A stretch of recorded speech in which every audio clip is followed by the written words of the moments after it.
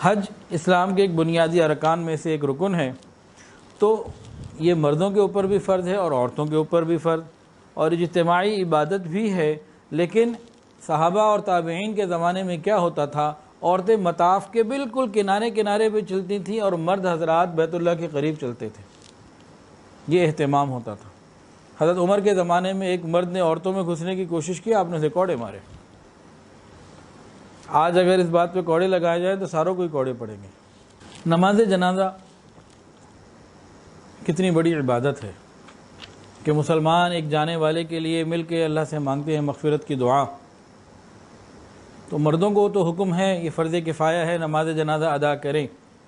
عورتوں کو نماز جنازہ میں شرکت سے منع کر دیا گیا، کیا وجہ تھی؟ کہ عورت گھر میں ہی اچھی۔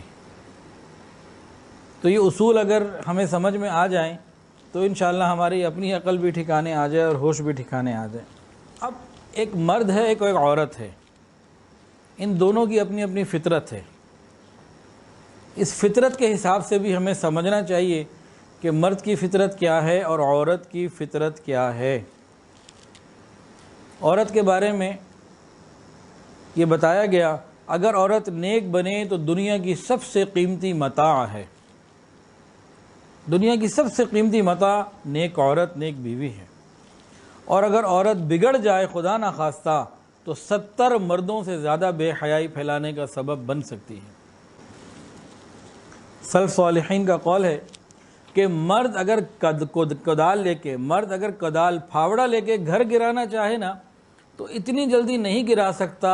عورت گھر تباہ کرنے پر آ جائے تو سوئی سے گھر کو گرا سکتی ہے، تباہ کر سکتی ہے۔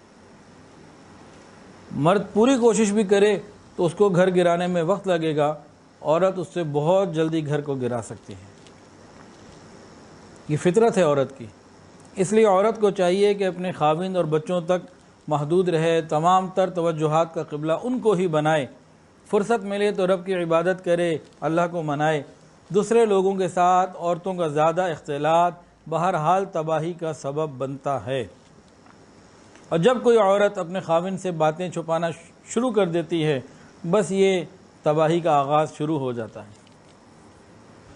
امام سیوطی رحمۃ اللہ علیہ نے ایک حدیث نقل فرمائی ہے، انس ابن مالک رضی اللہ تعالی عنہ جو ہیں اور قیس ابن عباد رضی اللہ تعالی عنہ، ان سے جو ہے یہ روایت ہے، قیس ابن عباد سے رضی اللہ تعالی عنہ فرماتے ہیں کہ جب اللہ تعالیٰ نے زمین کو بنایا تو گھومنے لگی بہت تیز۔ فرشتوں نے دیکھا تو حیران ہوئے اور سوچنے لگے کہ یہ تو کسی چیز کو اپنے اوپر ٹھہرنے ہی نہیں دے گی، اس طرح تیز گھوم رہی ہے۔ خیر اگلے دن جب فرشتوں نے دیکھا تو زمین ٹھہری ہوئی ہے، اور اللہ نے پہاڑوں کو جو ہے نا والجبال اوتادا، پہاڑوں کو میخیں بنا کے کھڑا کر دیا، گاڑ دیا، اور زمین جو کل لگتا تھا کہ رکے گی نہیں، کسی چیز کو ٹھہرنے نہیں دے گی، ٹھہر گئی۔ فرشتے بڑا حیران ہوئے، اللہ تعالیٰ سے پوچھا یا اللہ یہ پہاڑ آپ کی کیسی مخلوق ہے اور کتنی زیادہ سخت اور کتنی ہیبت ناک یہ چیز ہے، کیا اس سے بھی زیادہ کوئی زیادہ سخت اور ہیبت ناک اور طاقتور چیز اور ابھی آپ کی مخلوقات میں سے ہے جو پہاڑوں سے بھی زیادہ سخت ہو؟ اس وقت ان کے ذہن میں تھا کہ پہاڑ بہت زیادہ سخت ہیں، پھر وہ حیران ہو کے تعجب سے پوچھ رہے ہیں یا اللہ کیا اس سے بھی زیادہ کوئی شدید چیز ہے جو پہاڑوں سے بھی زیادہ سخت ہو آپ کی مخلوقات میں سے؟ اللہ تعالیٰ نے فرمایا کہ ہاں، لوہا، حدید۔ لوہا جو ہے یہ پہاڑوں سے زیادہ سخت ہے کہ لوہا پتھروں کو، پہاڑوں کو توڑ دیتا ہے۔ حیران ہوئے یا اللہ لوہے سے بھی زیادہ کوئی سخت چیز ہے؟ اللہ تعالیٰ نے فرمایا ہاں، آگ، یہ لوہے سے زیادہ سخت ہے، یہ لوہے کو پگھلا کے رکھ دیتی ہے۔ فرشتوں نے پوچھا یا اللہ آگ سے بھی زیادہ کوئی شدید چیز ہے؟ اللہ تعالیٰ نے فرمایا پانی، پانی آگ کو بجھا دیتا ہے۔ فرشتوں نے پوچھا یا اللہ پانی سے بھی زیادہ کوئی شدید چیز ہے؟ اللہ تعالیٰ نے فرمایا ہوا، یہ پانی کو اچھال دیتی ہے۔ پھر فرشتوں نے پوچھا یا اللہ ہواؤں سے بھی زیادہ کوئی شدید چیز ہے؟ فرمایا مرد۔ حضرت سلیمان علیہ السلام کے قبضے میں اللہ نے ہوا دے دی تھی۔ پھر فرشتوں نے پوچھا یا اللہ کیا مردوں سے بھی زیادہ کوئی شدید چیز ہے؟ اللہ تعالیٰ نے فرمایا عورت، یہ مردوں کو اپنے فریب میں پھنسا لیتی ہے۔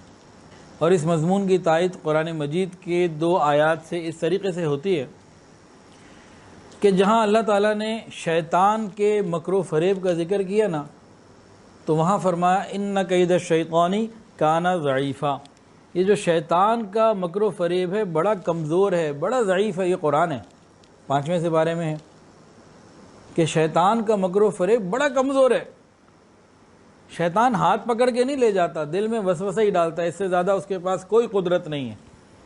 ہاتھ نہیں پکڑ کے لے جاتا، صرف وسوسہ ڈال سکتا ہے بس، اور وہ بھی انسان ذکر اللہ کرے تو انسان بچ جاتا ہے۔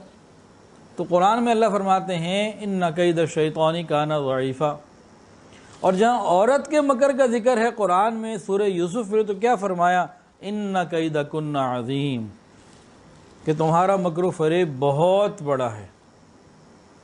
تو عورت اگر بگڑ جائے تو اس کا مکر و فریب شیطان سے زیادہ بھاری ہوتا ہے۔ تو عورت اگر نیک ہو تو یہ دنیا کی سب سے قیمتی متاع ہوا کرتی ہے، اور اگر یہ بگڑ جائے تو پھر بہت معاملات خراب ہوتے ہیں۔ تو ہمیں ان باتوں کو بھی سمجھنے کی ضرورت ہے۔